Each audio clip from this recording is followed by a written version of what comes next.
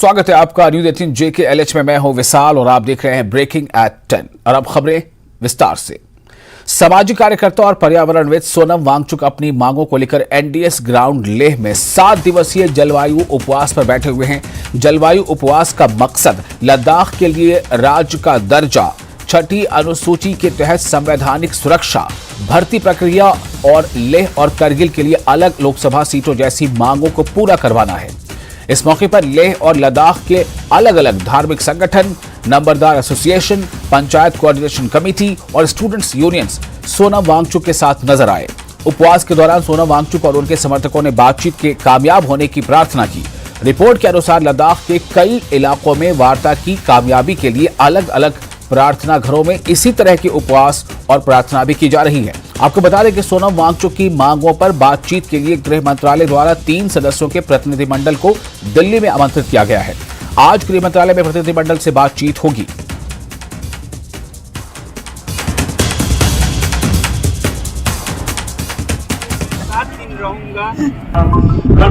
Climate fast में वांगचुक साहब ने जो यहाँ पे 7 दिन का रखा है उसके सपोर्ट में है। तो इन सब का जो मेन मुद्दा है, जो हमारे 4 पॉइंट एजेंडा है एपेक्स का, या हमारे सोशियो रिलीजियस ऑर्गेनाइजेशन, या पूरे लद्दाख के सेंटिमेंट्स का इंक्लूडिंग लेह एंड करगिल, उसके लिए हम जमा है। क्योंकि हमारे जो सीनियर वेटरन लीडर्स हैं वो दिल्ली गए हुए हैं टॉक्स के लिए। तो उसमें एजेंडा जो इस 4 एजेंडा पे वहाँ पे फर्दर कोर्स ऑफ एक्शन जो होगा फ्यूचर में उसमें है। सबसे पहले तो हम अपने 6 लीडर्स जो यहाँ से दिल्ली गए हुए हैं, जो एजेंडा सेट करने के लिए हमारे लद्दाख की क्या जरूरत है, सबको जानना है। इन पहाड़ों के बीच में ये छोटा सा एक ट्राइब जो लद्दाख के ट्राइबल्स लोग हैं, कितने सालों से बसे हुए हैं और कितना जरूरी है ये लोग इस देश के लिए। हमारे जो प्रेसिडेंट काथुप्तन और उनके साथ काल सिंह लखरुक और काजोरा और KDA के मेंबर्स जो दिल्ली में टॉक के लिए गए हैं, हम चाहते हैं कि वो एक पॉजिटिव टॉक हो और अच्छा सा आउटकम निकले।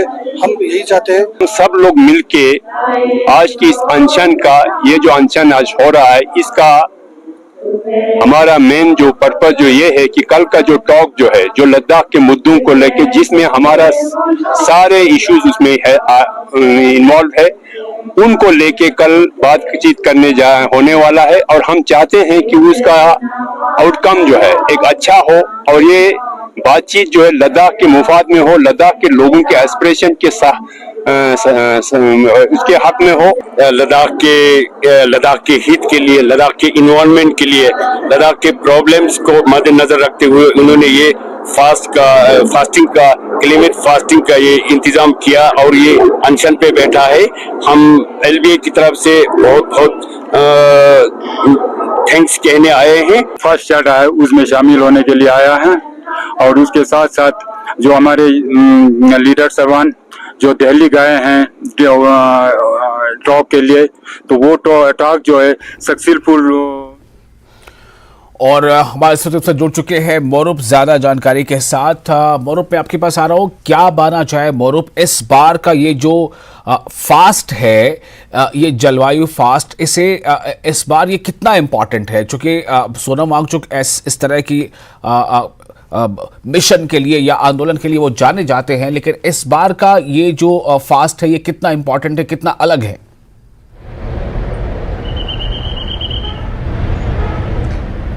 जी, ये इस बार का फास्ट जो सोनम वांगचुक का फास्ट बताया, तो ये उन्होंने जो पहले अप्रैल में करना था, फर्स्ट पहले 2000 जनवरी में किया था, उसके बाद अप्रैल में करना था। तो अप्रैल में G20 होने के कारण उसने पोस्टपोन किया, लद्दाख में G20 का सम्मेलन। उसके बाद जो सोनम वांगचुक ने जो इसी डेट को चुना, क्योंकि 19 आज के दिन हमारे एपेक्स बॉडी के नुमाइंदे और KDA के नुमाइंदे होम मिनिस्टर के साथ बातचीत के लिए एजेंडा सेट करने गया। तो उन्होंने होम मिनिस्टर की तरफ से इनविटेशन आया, तो उसी ध्यान को कोइंसिड करते हुए सोनम वांगचुक ने क्लाइमेट फास्ट रखा। साथ ही साथ वो प्रेयर कर रहा है और अपील कर रहा है लोगों से कि ये जो बातचीत है वो सक्सेसफुल हो। लद्दाख की लोगों के हर जगह से, जहाँ पूजागढ़ में कल के दिन की बात करें तो हर जगह जो लद्दाखी लोगों से अपील भी किया और काफ़ी जगह से हमें रिपोर्ट आया कि ये सोनम वांगचुक के फास्ट को सपोर्ट करते हुए, साथ ही साथ जो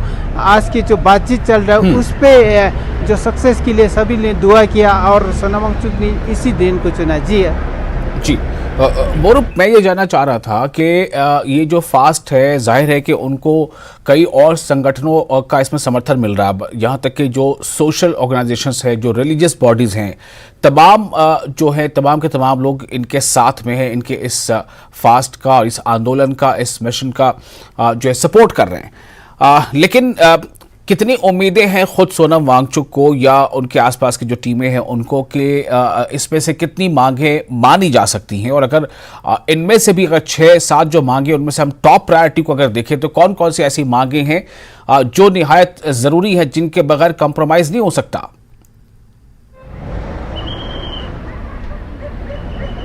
हाँ जी, जो टॉप पॉइंट्स लद्दाख ने, जो लद्दाखी एपेक्स बॉडी और केडीए ने रखा, जो डिमांड है वो है एक स्टेटहुड और दूसरा जो कॉन्स्टिट्यूशनल सेफगार्ड अंडर 6 शेड्यूल, फिर दूसरा जो लद्दाख में एक एमपी का सीट है तो इसके लिए उन्होंने 2 सीट मांगा एमपी का लोकसभा के लिए एक करगिल के लिए, और तीसरा जो रिक्रूटमेंट प्रोसेस।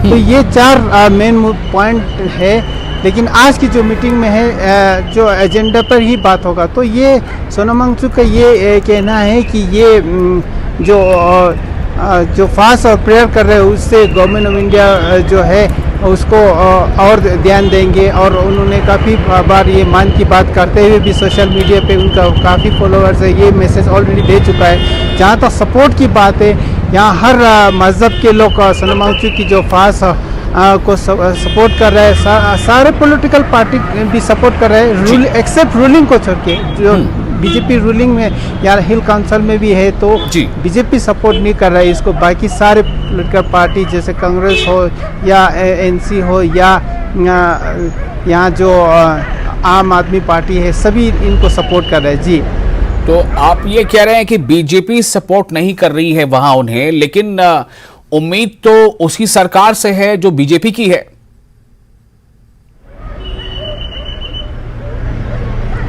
बिल्कुल, ये जो ले और करगिल में बीजेपी पार्टी है, ये सोनम वांगचुक के फास्ट को काफ़ी सपोर्ट नहीं किया, जहाँ जनवरी में भी हो उस समय भी सपोर्ट नहीं किया और इस वक्त भी सपोर्ट नहीं कर रहा है, क्योंकि जो रूलिंग का कहना है, क्योंकि इसमें मेन स्टेटहुड और ये 6 शेड्यूल, तो 6 शेड्यूल और उनको लेके थोड़ा उनका हेजिटेशन है कि बीजेपी का कहना है कि सेफ गार्ड लाएंगे, जो 6 शेड्यूल के अंदर है उसमें से पॉइंट निकल के एक सेफ गार्ड बनेगा लद्दाख किले के। लेकिन जो एपेक्स और केडीए का मेन डिमांड है 6 शेड्यूल ही चाहिए और साथ ही साथ स्टेटहुड चाहिए, ये डिमांड है। जी अजम, एक सवाल यहाँ पर मौरूफ ये भी है कि इस पे जो मांगे हैं जो आपने बताया है वो है स्टेटहुड का दर्जा, दूसरा है जो 6th शेड्यूल है उसको लेकर एक मांग है, तीसरा है कि 2 पार्लियामेंट्री कॉन्स्टिट्यूएंसीज चाहिए, और भी कुछ मांगे हैं। लेकिन ये जो अहम है जो आपने बताया पहले, और भर्ती प्रक्रिया और दूसरी चीज़ें हैं,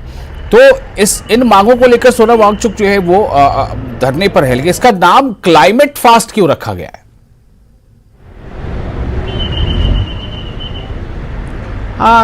इसका नाम क्लाइमेट फास्ट इसलिए रखा है क्योंकि सोनम वांगचुक एक इन्वायरमेंटल के तौर पे जाना जाता है, वो ये इन्वायरमेंटल प्रोटेक्शन के लिए काफ़ी कदम भी उठाए। तो इनका ये कहना है कि सोनम वांगचुक का अगर हमें ये सेफ गार्ड नहीं होगा, प्रोटेक्शन नहीं होगा, तो लद्दाख की इन्वायरमेंट डिस्ट्रॉय हो जाएंगे, क्योंकि काफ़ी सारे बड़े बड़े इंडस्ट्री लग जाएंगे, बड़े बड़े कारखाने लग जाएंगे। तो उससे जो लद्दाख की जो इन्वायरमेंट, खासकर जो ग्लेशियर बड़ी जल्दी से पिघल रहा है, उसको बहुत नुकसान पहुंचेंगे। क्योंकि अभी हम सबको पता है ग्लोबल वार्मिंग के तरह, जिस तरह से पहले लद्दाख में बर्फबारी होता है सर्दी में, वो नहीं होता है, इस तरह जो ग्लेशियर नहीं फॉर्म होता है। तो सोनम वांगचुक का ये कहना है कि इससे जो लद्दाख में गाड़ियों की तादाद बढ़ेगा और इंडस्ट्री और इसकी जो धुआएं निकल रही, उससे जो लद्दाख की इन्वायरमेंट को और नुकसान पहुंचेगी। इसलिए वो ये क्लाइमेट फास्ट इसको नाम रखा, ताकि ये जो प्रोटेक्शन के साथ साथ इन्वायरमेंट प्रोटेक्शन ज़रूरी हो, क्योंकि लद्दाख जो ग्लेशियर वाटर पे डिपेंड है, तो इसलिए इसका नाम क्लाइमेट फास्ट रखा है। जी चलिए, बहुत शुक्रिया आपका मौरूफ, बहुत ही विस्तार से तफसील से आपने तमाम जानकारी दी। और इसी के साथ रुख करेंगे अगली खबर का, अगली खबर भी काफी अहम है जो हिमाचल प्रदेश से है। शिमला से बड़ी खबर यह आ रही है कि रात से सचिवालय के बाहर डटे हैं जेबीटी प्रशिक्षु। जी हां, रात से ही सचिवालय के बाहर जेबीटी जो ट्रेनीज हैं, जो प्रशिक्षु हैं, उन्होंने वहां पर बिल्कुल अड्डा जमा लिया है। बैच वाइज जेबीटी भर्ती की जांच की मांग की जा रही है। जेबीटी प्रशिक्षुओं का सरकार पर गंभीर आरोप, नियमों को दरकिनार कर दी जा रही है नियुक्ति, मांगे पूरी होने तक सचिवालय के बाहर डटे रहने का ऐलान। ये इस वक्त की बड़ी खबर है। और जबकि आज सुखविंदर सिंह सुक्खू जो है उनकी एक अहम काबीना की बैठक होने वाली है और कैबिनेट मीट भी आज होने वाली है। उधर रात से ही जो ये धरना चल रहा है, रात से सचिवालय के बाहर डटे हैं जेबीटी प्रशिक्षु। तो इस खबर पे और ज्यादा जानकारी के लिए और इस खबर की अहमियत क्या है, दरअसल ये जो पूरा मामला है वो कब का है, क्यों ये लोग रात से बैठे हैं, धरना दे रहे हैं, ऐसे कई सवालों के साथ सीधे रुख करेंगे अपने संवाददाता राजेंद्र शर्मा का। राजेंद्र, ये जो जेबीटी प्रशिक्षु जो ट्रेनीज हैं ये धरने पर बैठ गए हैं, ये क्या हासिल करना चाहते हैं?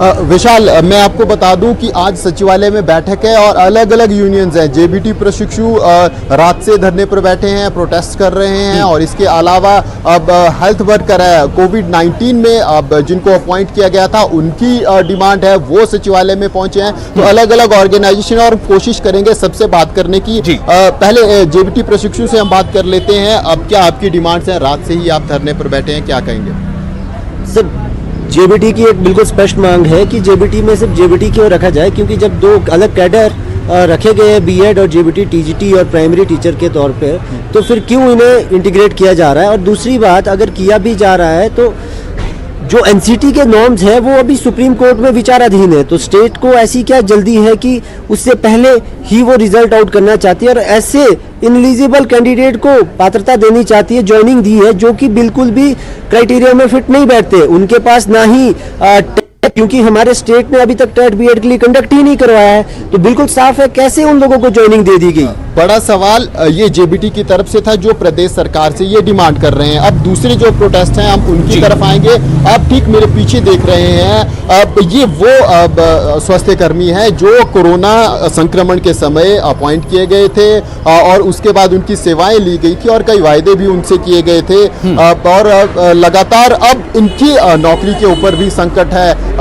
कोशिश करेंगे इनसे बात करने की, क्या इनकी डिमांड है। और आज सचिवालय में आज पहुंचे हैं, क्या कहेंगे, अब क्या आपकी डिमांड है और क्या इशू लेकर आज आप पहुंचे?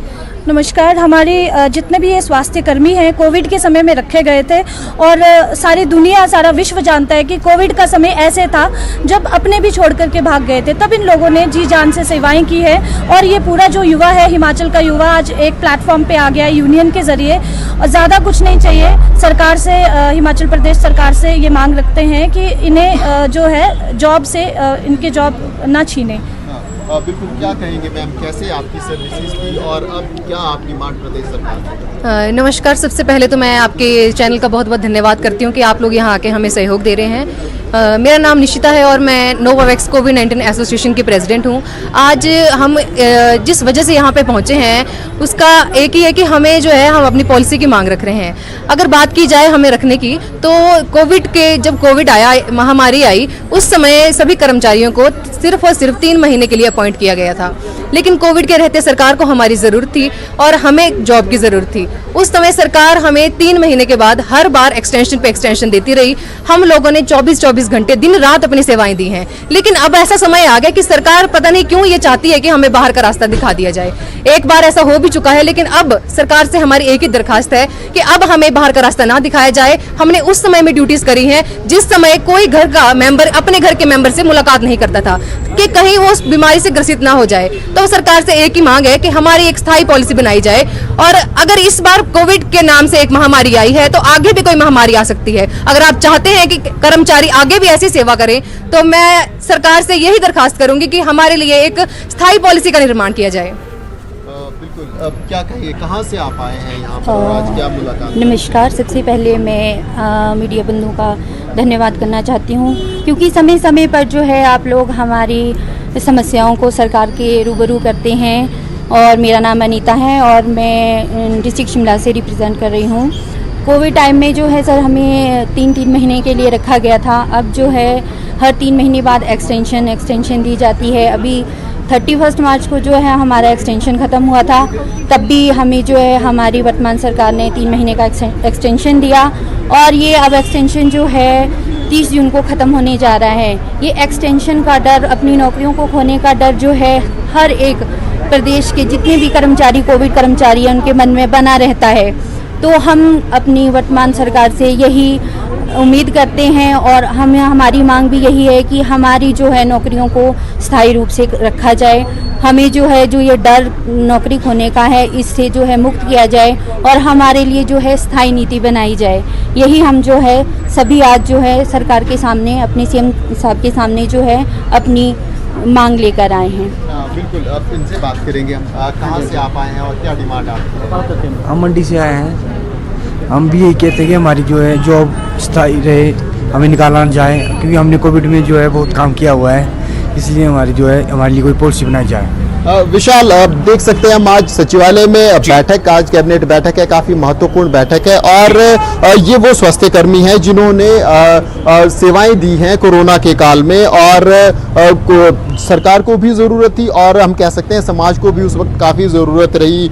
जिस प्रकार से सर्विसेज थी, जब अपने अपनों के पास नहीं जाते थे तो इन लोगों ने कोविड मरीजों की देखभाल की है और आज ये मुख्यमंत्री के समक्ष पहुंचे हैं अपनी डिमांड को लेकर और डिमांड यही है कि जो सर्विसेज इनकी है उनको कंटिन्यू किया जाए। पॉलिसीज और जो अन्य डिमांड्स हैं इनकी वो भी है, लेकिन सबसे पहले जो बात है वो नौकरी बचाने की है, नौकरी को कंटिन्यू रखा जाए। और ये जो है इनके ऊपर इस तरह से जो खतरा था कि नौकरी हमारी रहेगी या खत्म हो जाएगी, ये कब से ये खतरा चला रहा है? ये लोग कब से इस तरह से मतलब अपनी मांगों को किसी न किसी तरह से सरकार तक पहुंचाने की कोशिश कर रहे हैं? विशाल, जब से अपॉइंटमेंट हुई है, दरअसल अपॉइंटमेंट टेम्परेरी थी और कंटिन्यूस प्रोसेस में रही है।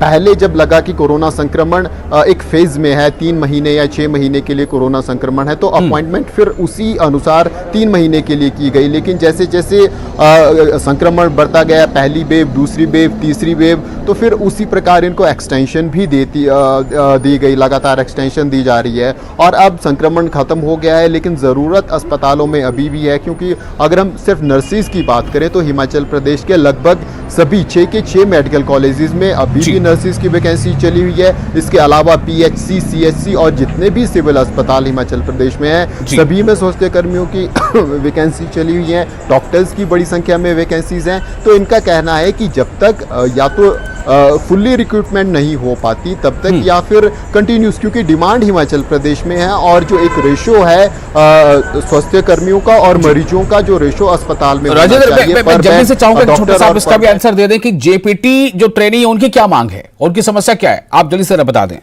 ब्रेक पे जाना है।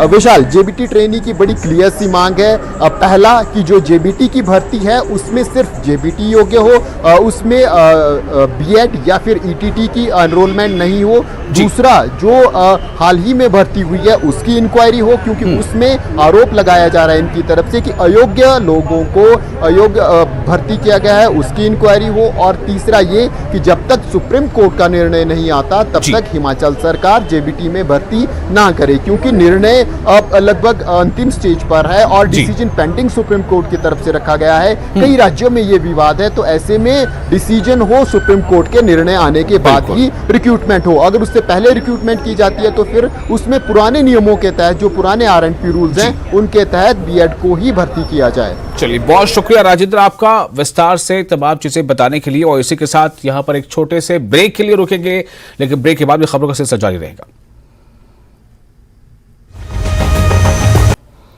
ब्रेक के बाद एक बार फिर आपका स्वागत है न्यूज़ 18 JKLH पर। आप देख रहे हैं ब्रेकिंग एट 10। ग्रीस हादसे पर पाकिस्तान में राजकीय शोक संदेश में पाकिस्तान की बड़ी गलती। राजकीय शोक संदेश में खुशी शब्द का प्रयोग, संदेश में दुख की जगह खुशी शब्द का प्रयोग। आज 1 दिवसीय राजकीय शोक। जी हाँ, इस वक्त की एक आपको बहुत ही बड़ी खबर दिखा रहे हैं और खबर के साथ इसे बहुत ही लापरवाही का कहीं न कहीं इसका एक इंकशाफ हुआ है। खबर इस तरह से है कि ग्रीस हादसे पर पाकिस्तान में राजकीय शोक तो आज मनाया जा रहा है, लेकिन शोक संदेश में पाकिस्तान की बड़ी गलती यह हुई है कि राजकीय शोक संदेश में खुशी शब्द का प्रयोग किया गया है। जी हां, जो शोक संदेश है उसमें खुशी शब्द का प्रयोग किया गया है। संदेश में दुख की जगह खुशी शब्द का प्रयोग। आज 1 दिवसीय राजकीय शोक है पाकिस्तान में। ग्रीस तट पर हुए हादसे पर पाकिस्तान में आज राजकीय शोक की घोषणा की गई है, लेकिन यह शोक संदेश जख्मों पर नमक छिड़कने जैसा है। पाकिस्तान सरकार ने इस शोक संदेश में बड़ी गलती की है। राजकीय शोक संदेश का ऐलान करते हुए दुख की जगह खुशी शब्द का प्रयोग किया गया है।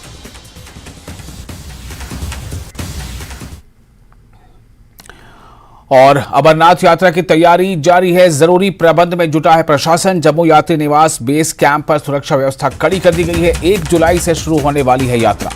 अमरनाथ यात्रा को लेकर ये अपडेट आपको हम दे रहे हैं। दरअसल 1 जुलाई से यात्रा शुरू होने वाली है, तो अमरनाथ यात्रा की तैयारी जो है जोरों पर है। तमाम जरूरी प्रबंध में जुटा है प्रशासन। जो भी इंतजाम करने हैं जरूरी, प्रशासन उसमें लगा हुआ है। जम्मू यात्री निवास बेस कैंप पर सुरक्षा व्यवस्था काफी चुस्त दुरुस्त कर दी गई है। 1 जुलाई से अमरनाथ यात्रा शुरू होने वाली है। राजन हमारे साथ जुड़ चुके हैं ज्यादा जानकारी के साथ। राजन, कितना कुछ हो चुका है, तैयारी किस लेवल तक पहुंच चुकी है, सुरक्षा, सुविधा और जो क्लाइमेट का जो असर पड़ सकता है, उन तमाम चीजों की अगर हम बात करें तो? जी सबसे पहले मैं आपको बता दूं कि मैं यात्री निवास भवन में हूं, जो बेस कैंप है अमरनाथ श्रद्धालुओं के लिए। वो यहां पे आज डिप्लॉयमेंट की गई है, आज डिप्लॉयमेंट बढ़ाई गई है।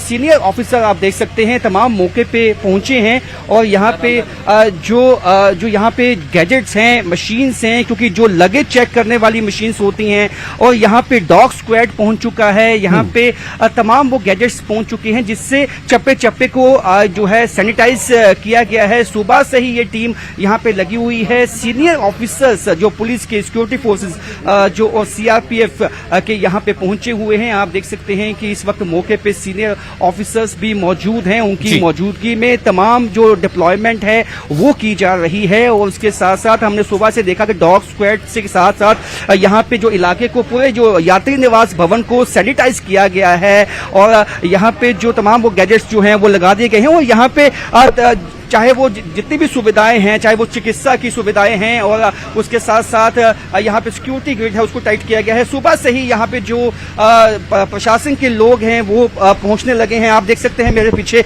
ये जो डिप्लॉयमेंट है ये बढ़ा दी गई है। आज सीआरपीएफ के जवानों की तैनाती यहाँ पे कर दी गई है। और उसके साथ साथ तमाम वो जो सिक्योरिटी फोर्सेस हैं, उनके जो सीनियर ऑफिसर्स हैं इस वक्त मौके पे पहुंचे हुए हैं यहाँ पे यात्री निवास भवन में स्थिति का जायजा लेने के लिए। क्योंकि अब 1 जुलाई से यात्रा की शुरुआत होनी है, उससे पहले इस बात को यकीनी बनाना है कि श्रद्धालुओं की जो सुरक्षा है उसमें कोई चूक ना हो। और यहाँ पे जो तमाम इलाके में जो डॉग स्क्वाड है और चाहे वो तमाम वो गैजेट्स हैं, उसके साथ हर एक जो वो जो रूम है जहाँ पे श्रद्धालुओं को ठहरना है उनको सैनिटाइज किया गया है। सिक्योरिटी फोर्स की तैनाती कर दी गई है। सिविल ड्रेस में भी हैं और जो है और सीआरपीएफ के जवान भी यहाँ पे तैनात हो चुके हैं। और अभी जो डॉग स्क्वाड है वो तमाम जो रूम है उनको सैनिटाइज करते हुए यहाँ जो है इलाके में तमाम रूम्स को, जितने भी चप्पे चप्पे को जो है सैनिटाइज किया गया है। क्योंकि इस बात को यकीनी बनाना बहुत ही अहम हो जाता है कि जिस तरह से इस दफा उम्मीद है कि 8 से 9 लाख जो है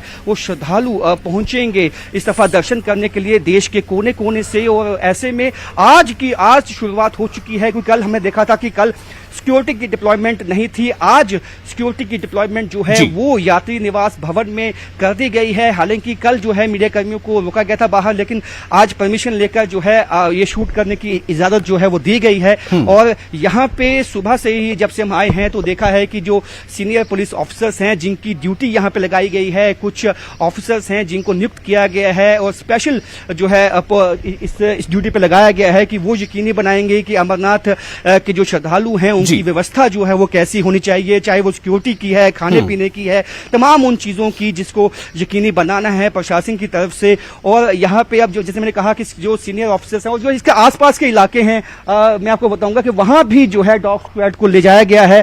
और जो इसके आउटस्कर्ट्स के इलाके हैं यात्री निवास भवन के, उसको भी सैनिटाइज किया जाएगा। और कोशिश यही है कि जब इस यात्रा की शुरुआत हो तो यहाँ पे किसी भी तरह की कोई चूक जो है वो सिक्योरिटी में ना हो। इसलिए आज सीनियर ऑफिसर पहुंचे हैं। तमाम जो गैजेट्स हैं, मशीन्स हैं, चाहे वो लगेज को चेक करने वाली है, चाहे वो डिटेक्टर जो मशीन्स होती हैं जो लगाई जाती हैं फ्रंट में, वो लगा दी गई हैं, इंस्टॉल कर दी गई हैं। और यहाँ पे अब जो डॉग स्क्वाड है, वो जो ये रूम्स मेरे पीछे आप देख पा रहे हैं, यहीं पे श्रद्धालु जो है वो अब आने की उनकी शुरुआत हो जाएगी। उनको यहीं पे ठहराया जाएगा। हर एक रूम को, इसके आउटस्कर्ट्स के इलाकों को सैनिटाइज जो है वो किया जाएगा और यकीनी बनाना है कि जो जब श्रद्धालु यहाँ पे पहुंचेंगे उनको किसी तरह की जो है, क्योंकि सिक्योरिटी में चूक नहीं होनी चाहिए, क्योंकि जिस तरह के इनपुट्स भी हैं कि जो पाकिस्तान बौखलाया हुआ है इस बात से कि जिस तरह से G20 की सफलता हासिल हुई और यहाँ पे अब अमरनाथ यात्रा भी जो है वो बड़ा चैलेंज है सिक्योरिटी फोर्सेस के लिए कि इसको अच्छे से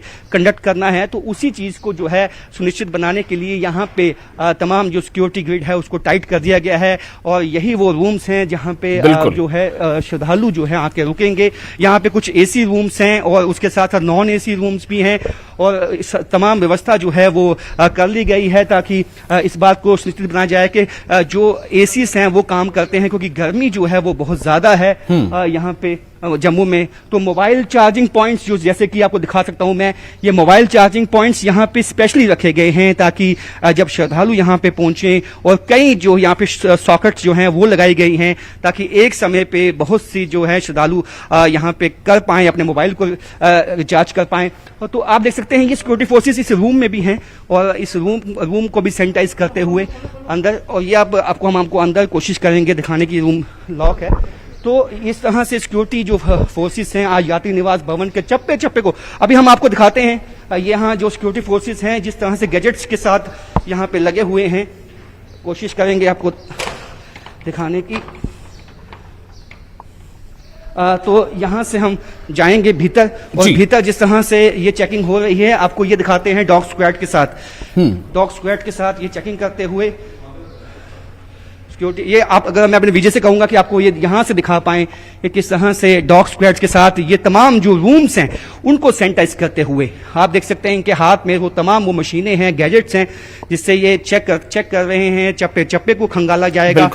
और किसी तरह तो शुक्रिया आपका राजन, बहुत ही विस्तार से आपने तमाम जानकारी दी है। तो जाहिर है कि जिस तरह से G20 जो है वो सक्सेसफुल रहा था, कोशिश ये है कि ये भी जो एक अमरनाथ यात्रा है और खासतौर से चूंकि ये 62 दिनों की है इस बार, तो ये भी बिल्कुल ही सुरक्षित और बिल्कुल सद्भावना वाले माहौल में ये यात्रा पूरी हो जाए, इसकी लगातार कोशिश की जा रही है।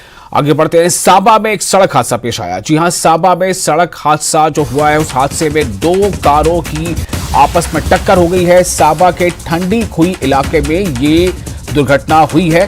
सड़क हादसे में 3 लोग घायल बताए जा रहे हैं। तीनों घायल यात्री राजस्थान से हैं। माता वैष्णो देवी के दर्शन करके ये वापस ये लोग राजस्थान जा रहे थे और उसी क्रम में ये हादसा पेश आया है। आप देख सकते हैं किस तरह से ये जो गाड़ियां हैं, जो कार हैं वो उल्टी पड़ी हुई हैं, क्योंकि जो बताया जा रहा है कि 2 कारों की इसमें आपस में टक्कर हो गई है और ये दोनों कार आपस में इस तरह से भिड़ गए और ये जो हादसा पेश आया है ये सांबा के ठंडी खुई इलाके में ये हादसा पेश आया है। और इस हादसे में 3 लोगों के बारे में बताया जा रहा है कि वो तीनों घायल हैं और ये तीनों यात्री राजस्थान के हैं जो माता वैष्णो देवी के दर्शन करके वापस राजस्थान जा रहे थे। हमें तो इन्फॉर्मेशन मिली थी सर, आगे चौक में वहाँ थोड़ा जाम था, क्लियर करा रहे थे, तो हमें पता लगा यहाँ पे जो है आल्टो जो है इसको राजस्थान की गाड़ी है पंच, इसने हिट कर दिया है। तो लकीली अब यहाँ पहुँच गए मौके पे। तो जो 3 थे इंजर्ड हैं राजस्थान के, वो शायद यात्री है वैष्णो माता वाली साइड से आ रहे थे, उन्होंने हिट किया आल्टो वाली गाड़ी को पीछे से। तो ये जो है ये चाचा चला रहे थे लाल मोहम्मद, वो ठीक है, उनको बिठाया हुआ हमने। जो इंजर्ड थे उनको हम हॉस्पिटल छोड़ के आए विजयपुर। बस यही है, रोड क्लियर कर दी है हमने। और फिलहाल एक छोटा सा ब्रेक लेते हैं, ब्रेक के बाद खबरों का सिलसिला जारी रहेगा।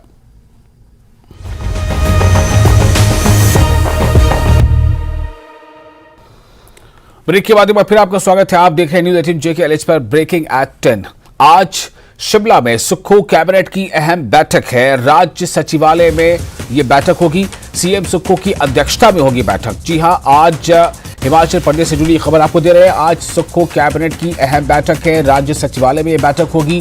सीएम सुक्खू की अध्यक्षता में यह बैठक होनी है। 2 दर्जन एजेंडा आइटम जो तय किया गया है उस पर यह चर्चा संभव है। सीएम की घोषणाओं पर भी मुहर लग सकती है। रणवीर हमारे साथ जुड़ चुके हैं ज्यादा जानकारी के साथ। रणवीर, कितना अहम माना जाए आज की इस बैठक को? जी हाँ, देखिए जैसी जानकारी निकल कर आ रही है कि करीब 2 दर्जन जो मुख्य एजेंडा आइटम है उन पर चर्चा होनी है, कुछ जो है सप्लीमेंट्री आइटम्स भी लाई जाएगी। देखिए जो अभी तक की जो जानकारी निकल कर आई है, मुख्यमंत्री ने जो बजट में घोषणाएं की है या कहीं और कुछ घोषणाएं मुख्यमंत्री ने की है, उस पर कैबिनेट जो है अपनी मुहर लगा सकती है। और 1500 रुपए पेंशन जो महिलाओं को दी जानी है उसको लेकर भी शायद कुछ बड़ा ऐलान जो है आज हो सकता है, क्योंकि अभी तक ये घोषणा की गई है कि 2,31,000 महिलाओं को जो है वो पेंशन दी जाएगी। इसके अलावा उद्योग विभाग को लेकर भी ये जानकारी है कि जो हाल ही में जो बैठक हुई थी, जो बिजनेस मीट हुई थी, उसमें जिस तरह के सुझाव आए हैं, जो चर्चा के दौरान जो सुझाव आए निवेशकों की तरफ से, जो राज्य सरकार की तरफ से आश्वासन दिया गया है, उनको लेकर भी कुछ फैसले जो है कैबिनेट में लिए जाएंगे। डिस्कस जो है इस पर होगा और शायद जो उद्योग नीति में किस तरह से बदलाव किया जाना है उसको लेकर भी चर्चाएं जो है संभव इसमें मानी जा रही है। इसी तरह से ऊर्जा विभाग को लेकर भी और पर्यटन विभाग को लेकर भी जो निवेशकों के साथ चर्चा हुई है, किस तरह के बदलाव लाए जाने उस पर जो है चर्चा होगी। और बड़ी अहम बात इसमें यह भी रहने वाली आज की बैठक में कि जो विभिन्न विभागों में जो खाली पड़े पद है वो भरे जाने को जो है मंजूरी यहाँ पर दी जा सकती है, लेकिन यहाँ पर यह देखना होगा कि कितने पद भरने को कैबिनेट जो है अपनी मंजूरी यहाँ पर देता है। बड़ी बात इसमें यह भी है, आज जो जानकारी निकल कर आई है कि जिस तरह से राज्य सरकार के सामने जो आर्थिक संकट है वो सबसे बड़ा है। केंद्र की तरफ से जो कर्ज लेने की जो सीमा है वो कम कर दी गई है। वाटर सेस पर भी अभी जो है माथापच्ची चल रही है, कई तरह के अड़ंगे उसमें लगाए जा रहे हैं। तो ये भी कैबिनेट डिस्कस करेगी कि किस तरह से अब आगे बढ़ा जाना है और किस तरह से जो मैनेजमेंट करना है, आर्थिक प्रबंधन किस तरह से करना है। ये कुछ एक महत्वपूर्ण जानकारियां जो निकल कर आई हैं। अब देखना होगा कि कैबिनेट में किस तरह के फैसले होते हैं और क्या कुछ कैबिनेट के भीतर रहने वाला है। जी रणवीर, बहुत शुक्रिया तमाम जानकारी के लिए। तो आज काफ़ी मानों में अहम माना जा रहा है जो आज की कैबिनेट की बैठक हो रही है। और इसी के साथ अगली खबर का रुख करते हैं। धर्मशाला से खबर आ रही है। खबर यह है कि 26 सैलानियों का जो रेस्क्यू किया गया है उसको लेकर आपको और अपडेट दे रहे हैं। करेरी में आई बाढ़ में फंसे थे ये सैलानी, ये पर्यटक, और ये तमाम के तमाम 26 जो पर्यटक हैं, जो टूरिस्ट हैं, इनको ये बाढ़ में फंस गए थे करेरी के एक इलाके में, जहां ये बाढ़ में काफ़ी देर फंसे रहे। लेकिन फिर SDRF यानी state disaster response force, SDRF और मैक्लोडगंज पुलिस ने इन्हें रेस्क्यू कर लिया, इन्हें सुरक्षित वहां से, उस जगह से जहां ये फंस गए थे वहां से निकाला। और कल सुबह करेरी लेक घूमने गए थे ये तमाम टूरिस्ट। अचानक वहां पर उस इलाके में जहां पर ये लोग थे, अचानक बारिश की वजह कर उधर उस इलाके में बाढ़ आ गई और दिल्ली, पंजाब, उत्तर प्रदेश और हिमाचल से घूमने आए थे ये सैलानी। ये जो जिनकी संख्या कुल 26 थी, ये वहां अचानक बारिश के नतीजे में आने वाले बाढ़ में फंस गए थे और फिर उन्हें सुरक्षित वहां से निकाल लिया गया है। और ज्यादा जानकारी हमें दे रहे हैं विचित्र, हमारे संवाददाता। विचित्र, ये जो सैलानियों को सुरक्षित निकाला जा सका है, एक अच्छी पहल है। लेकिन इससे पहले भी मैंने आपसे पूछा था और फिर ये पूछता हूं कि दरअसल इस घटना से वो तमाम सैलानी जो हिमाचल प्रदेश आते हैं, शिमला आते हैं या कांगड़ा जाते हैं, जहाँ भी जाते हैं, उनके लिए क्या एक लेसन है? देखिए विशाल, ये कोई पहली घटना नहीं है कि इस तरह के का एक सफल रेस्क्यू ऑपरेशन किया गया है या फिर इस तरह से सैलानी जो वो हिमाचल प्रदेश के धर्मशाला की इस करेरी लेक में या फिर अलग अलग जगहों में फंसे हैं। इससे पहले भी कई मरतबा ये हो चुका है। 11 जुलाई 2021 का वो दिन कोई नहीं भूल सकता है, जिस दिन तो पूरा का पूरा इस तरह का जलजला आया था और उसमें कितने सारे लोग फंसे थे, कैसे निकाला गया था। मंडी में एक वक्त तो ऐसा था जब कितने सारे लोग जो नदी में बह गए थे। और ठीक उसी तरह से बीते कल की अगर हम लोग बात करें तो जो 4 युवक जो है पड़ोस के ही एक डिस्ट्रिक्ट से आए हुए थे और फतेहपुर की जो पौंग डैम झील है वहां पर डूबकर जो है 2 युवकों की जो है मौत हो गई है। तो ये, लेकिन ये जो हादसा हुआ है या फिर ये जो हादसे होते हैं उनके लिए जो लगातार प्रशासन जो है वो जागरूक कैंपेनिंग भी चलाता है, ऐसी जगहों पर जो है नोटिस बोर्ड भी लगाता है, अलग अलग मीडिया चैनल्स की मार्फत भी जो है वो लोगों को आगाह किया जाता है। बावजूद इसके जो है वो सैलानी आते हैं, कई बार चोर दरवाजों से भी इन जगहों पर पहुंच जाते हैं। वैसे भी वैसा आप जानते ही हैं कि पहाड़ों में जो है लोग मौज मस्ती करने के लिए ही ही आते हैं और वो नहीं चाहते हैं कि कोई उनकी जो इस मौज मस्ती में जो वो खलल डाले, यानी चाहे वो सरकारी तरीके से हो या फिर गैर सरकारी तरीके से हो, यानी कोई गांव के लोग उनकी मौज मस्ती में खलल डाले, तो वो चोर दरवाजों की मार्फत ही इन क्षेत्रों में जो वो पहुंच जाते हैं। हालांकि जो अगर थ्रू प्रोसेस जाया जाए तो पहले तो रजिस्ट्रेशन करवानी होती है। जितने भी सैलानी बाहर से आते हैं उनकी बाकायदा एक तरह से अगर किसी भी डिस्ट्रिक्ट में गए हैं तो वहां पर पुलिस कंट्रोल रूम में या फिर वहां के स्थानीय चौकी, पुलिस पोस्ट या जो पोस्ट है वहां पर होती है, वहां पर जाकर अपनी वो रजिस्ट्रेशन करवा सकते हैं और कह सकते हैं कि वो घूमने के लिए आए और कौन कौन सी अच्छी जगह हैं जहां पर वो घूम सकते हैं या कौन सुरक्षित जगह हैं। लेकिन ऐसा अमूमन होता नहीं है, इसलिए जो है ये लोग फंस जाते हैं और जब फंस जाते हैं तो ये इमरजेंसी नंबर जो दिए होते हैं सरकार की ओर से वहां पर कॉल करते हैं और उनको रेस्क्यू किया जाता है। और ठीक यहां भी ऐसे ही हुआ है। ये बहुत सारे लोग हैं, अलग अलग राज्यों से आए हुए थे, कुछ दिल्ली से थे, कुछ उत्तर प्रदेश के थे, कुछ पंजाब हरियाणा के थे और कुछ तो हिमाचल प्रदेश के ही थे। जो ये लोग जो है वो इतनी दूर चले गए थे। और वैसा लेकर बड़ी बात यह भी है कि ये जो करेरी डल लेक है ना, ये शाहपुर के का एक नया टूरिस्ट डेस्टिनेशन है, नई मंजिल नई राहों के तहत इसको अभी खोजा गया है। और ये जो है वो धौलाधार की तलहटी में ही एक बहुत बड़ी डल लेक है जहां पर अमूमन जो लोग हैं, क्योंकि इजिली अप्रोचेबल है। जी बिल्कुल, तो शुक्रिया इस जानकारी के लिए। आपको बताया एक बार फिर कि जो पर्यटक थे, जो सैलानी थे, वो फंस गए थे और करेरी लेक घूमने गए थे ये, लेकिन उन्हें वहां से सफलता के साथ रेस्क्यू करा लिया गया है। कश्मीर में नाइट स्पोर्ट्स का रुझान बढ़ा है। घाटी के स्टेडियमों में फ्लड लाइट्स की स्थापना श्रीनगर और अन्य हिस्सों में भी बढ़ी है। नाइट स्पोर्ट्स गतिविधियों में रात में फुटबॉल, क्रिकेट, हॉकी, रग्बी खेल रहे युवा synthetic hockey field, polo ground, rugby field, polo ground और क्रिकेट फील्ड, टीआरसी ग्राउंड में फ्लड लाइट्स की स्थापना से अन्य खेलों को भी बढ़ावा देने में मदद मिली है। तो ये जो रुझान है, ये जो एक कल्चर है, ये इसमें काफ़ी बढ़ोतरी देखी जा रही है कि रात में युवा खेलने में मसरूफ़ हैं और जो फ्लड लाइट्स है वो इन्हें इसमें काफ़ी मदद कर रही है। फ्लड लाइट्स का ये मेन जो मैंने यहाँ पर देखा है कि समझो प्रैक्टिस हमारी 6:37 होती है, तब यहाँ पर ऑलमोस्ट सब बंद होता है, तो people come with their families and they watch us practice, even practice matches also.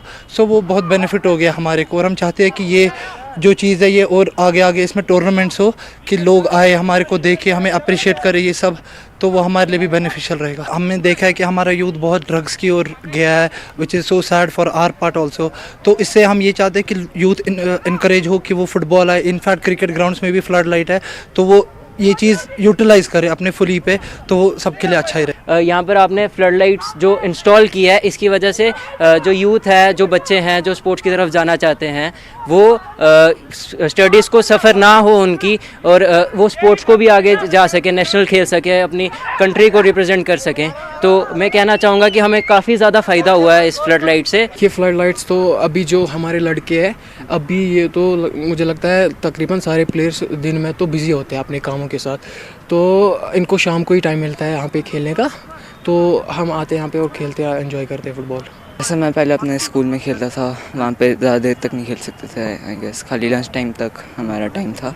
तो जब से मैं यहाँ पे आया हूँ, फ्लड लाइट्स काफ़ी मतलब हेल्प कर रही हैं हमें और ज़्यादा देर तक खेलने का टाइम मिल रहा है। सबसे बड़ी बात है जो कल्चर ऑफ स्पोर्ट है, जैसे अभी विंटर आएगा, सब लोग नॉर्मली घर पे बैठते हैं, अगर लाइट्स हो, एक्टिविटी चले, it will only encourage more and more people to come out of their homes. उससे एक एक्टिव लाइफस्टाइल का भी बेनिफिट आता है। तो वी आर वेरी थैंकफुल कि अभी लाइट्स यहाँ पे लगी हैं, इससे हमारी टीम का भी ट्रेनिंग सेशन शाम को आता है। You know it's almost like a way of life now. जितने लड़के ट्रेनिंग नहीं करते हैं उतने आप लोग भी देखने आ रहे हैं, आहिस्ता आहिस्ता फैमिलीज आ रही हैं, सो एक कल्चर बन रहा है। It will take some time but I am sure you know we are on the right path.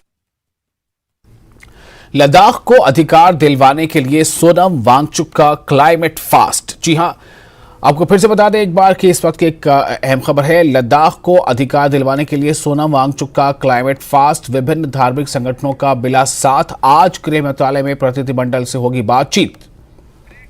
और इसी के साथ फिलहाल एक छोटा सा ब्रेक लेते हैं, ब्रेक के बाद खबरों का सिलसिला जारी रहेगा।